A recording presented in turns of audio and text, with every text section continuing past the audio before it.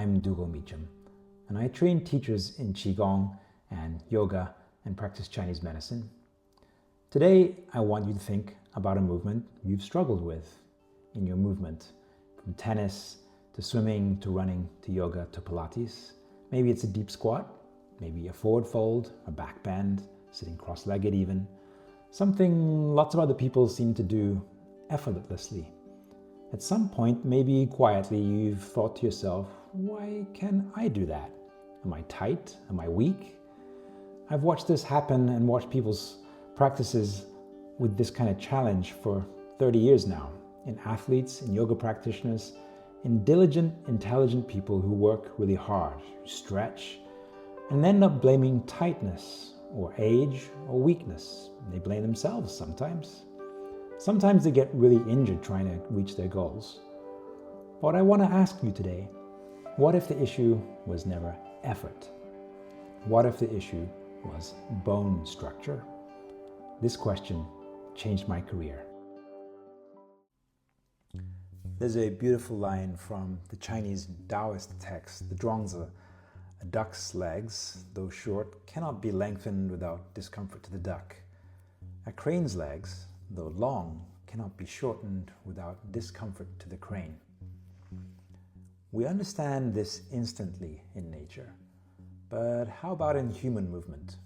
We seem to forget. We walk into a gym and assume there's a correct form, one correct way to do a squat, one correct alignment. But nature doesn't produce universals. It produces ranges. You can see instructions like this all through. Here's just some examples from yoga and from ballet. You need better form. Point your hips this way, pull your shoulders down. Point your toes this way or that way. Keep your knees pointing that way. Underneath these assumptions is something very simple, that we're all structurally the same. So therefore we should all work out the same. And if something doesn't work, it's got to be tightness or weakness or lack of effort. But what if that assumption is wrong? What if the most fundamental limitation in movement isn't capacity? It isn't strength. It isn't even the nervous system. What if it's hardwired bony structure? To get your mind thinking this way, let's look at elite athletes. High jumpers, they don't look like powerlifters. A marathon runner doesn't look like a wrestler. Some athletes have long levers for certain movements. Some athletes have short levers, short legs for other movements or arms. Pelvic width affects stride mechanics. Femur length affects squat depth. Tibia length affects angles. We intuitively understand that structure shapes sport. But once someone enters a general training culture, that understanding somewhere disappears.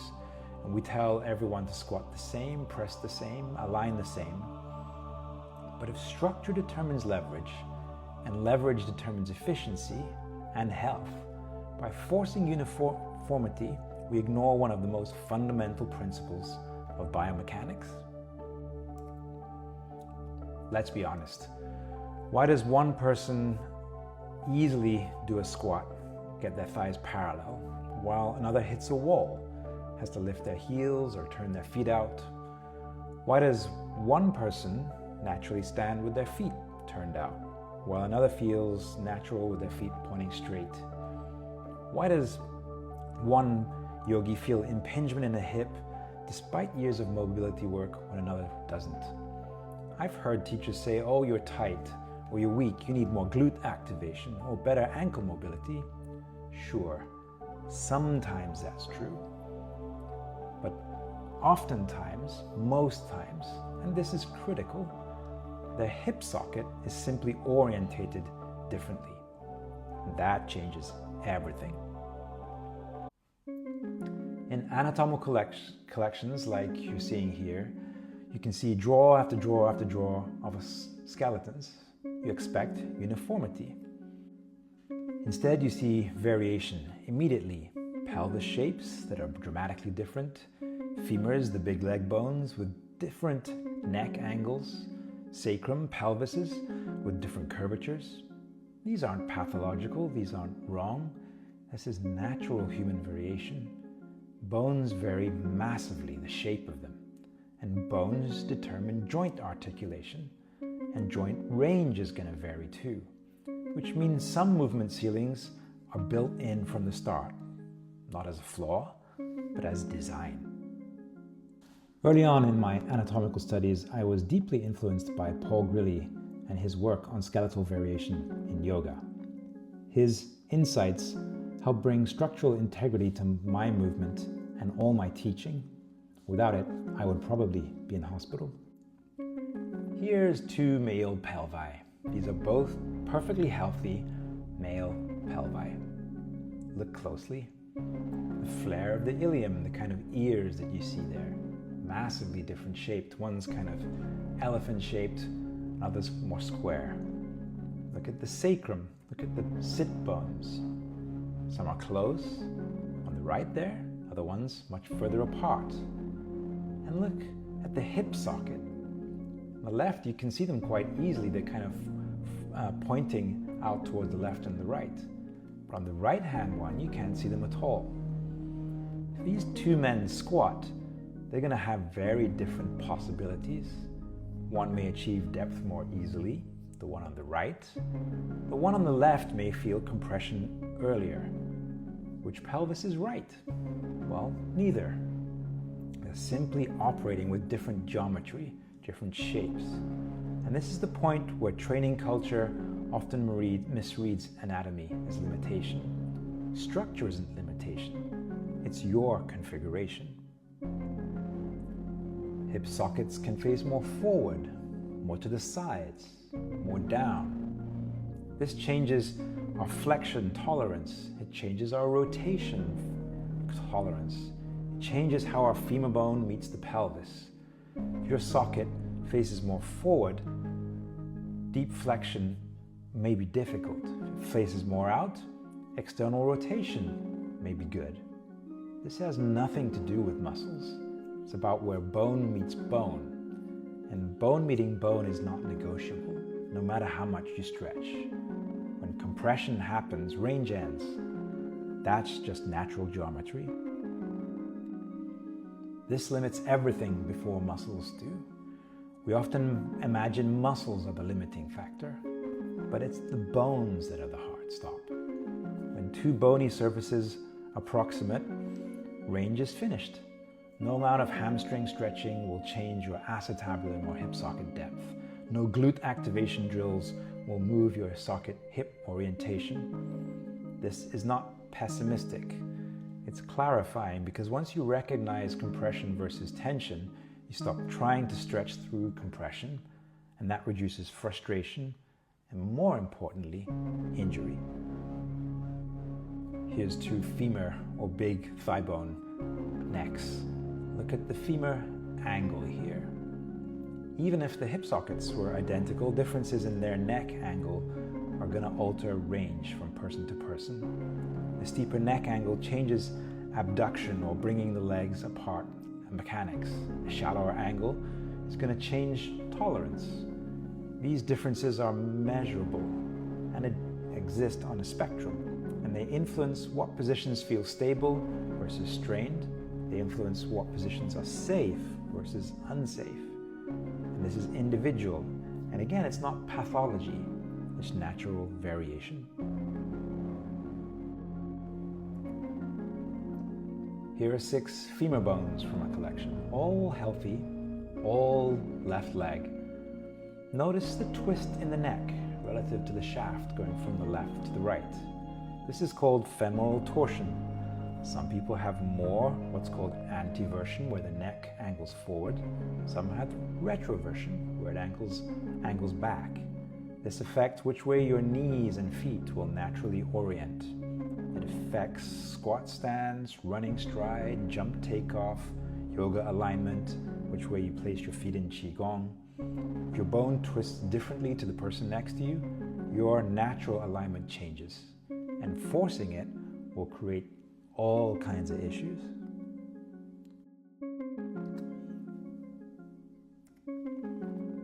These are the two extremes now close up.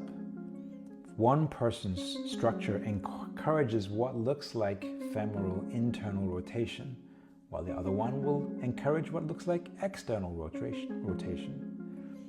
Often coaches teach people to stand identically, feet straight, toes point this way.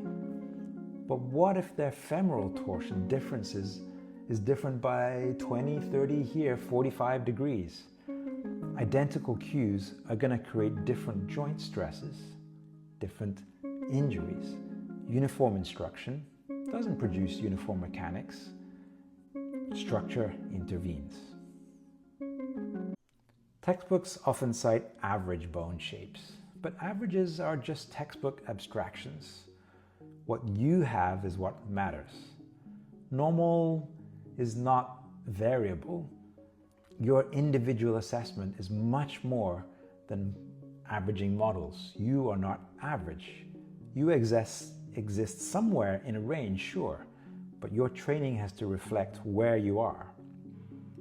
We're too often taught normal, average, a midpoint or where you are among thousands of variations, but no one in a yoga room or in a gym or on a Pilates mat has average. They have their skeleton, and that difference is what they need to be the best them. Imagine, for example, two athletes receiving identical squat instruction. One drops below parallel comfortably, the other feels a pinching in the front of the hip. If we assume uniform structure, then we label the second one deficient, weak, poor, tight. But if we recognize structural variation, we just simply adjust stance, depth, angle. This, over weeks, months, decades, could avoid massive hip problems. Our movement goals shift from aesthetic replication to functional expression within our unique bone shapes. When someone forces their hips into a shape that they cannot accommodate, they're not getting better, they become injured. Let's zoom out from the hips for a moment.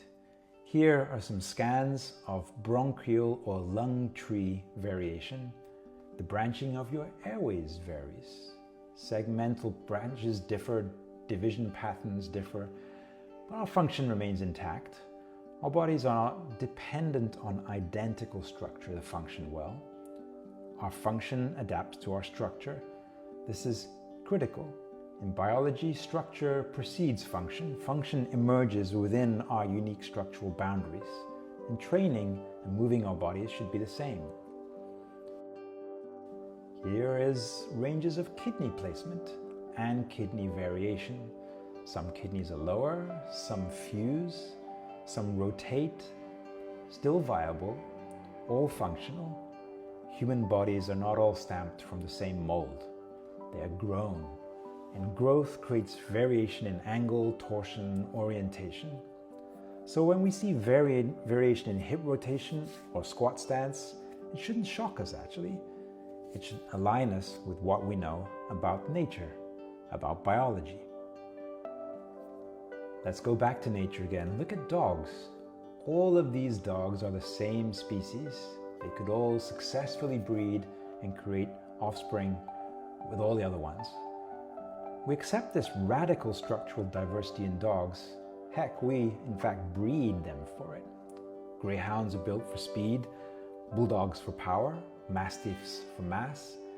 We would never train them identically. We would never expect massively different dogs to be able to do the same movement patterns. So why do we do that with humans? Well, we confuse the average with ideal. We confuse ideals with universals, but nature doesn't produce universals. It produces ranges. Let's go back to our athletes. Some are built for stability, sumo wrestlers. Some are tiny. Some are tall with long legs, built for certain stride angles or lunges. Big rib cages for deep breathing. These are all structural realities, and these structures determine our efficiency, and efficiency determines performance. So structure doesn't only limit, it gives us advantages too. In one context, a limitation could be end of game, but that same structure in another may be a benefit. Difference is not something to fix, it's something to map. Uniform training is way too much of a cultural construct. Everybody do it like this. Everybody point your toes this way or that way. But biology operates on variation. Once you accept that, the question shifts from how do I look like a model to how do I express my structure for the best health that I want? That's a way more intelligent question. When bone meets bone, range of motion ends, as we're showing here in this back bend. On the right, that's compression, bone-on-bone compression. Compression isn't tightness, and stretching is never going to change those bones into being able to do what the person on the left can do. When we treat compression like tension, we prescribe stretching for something that's not stretchable. That's where irritation ends. That's where injury starts. That's why people in mobility workouts sometimes plateau. A yogi or an athlete can spend years stretching. Their range of motion doesn't change. Maybe it does for those around them. And so they often assume they're not trying hard enough, or they're not good enough, or they assume something is wrong. But if the limiting factor is structural orientation, structural shape, no amount of stretching will produce dramatic change. Instead, adjust your stance, adjust the angle, adjust your expectations. Work with your structure, not against it. That's a way smarter strategy. Many chronic injuries are not weakness. They are the result of repetition at the edge of structure. If your hip doesn't tolerate flexion well, you could get tears, arthritis, fractures, nerve entrapments, muscle strains. But if your hip tolerates it well, none of these things will happen. If it doesn't tolerate it well, irritation could happen, injury could happen, not because you're weak, but because you're aligned with your unique geometry. Understanding structure allows you to train around the edges instead of grinding into them. This is going to preserve your career about the movement discipline that you care about.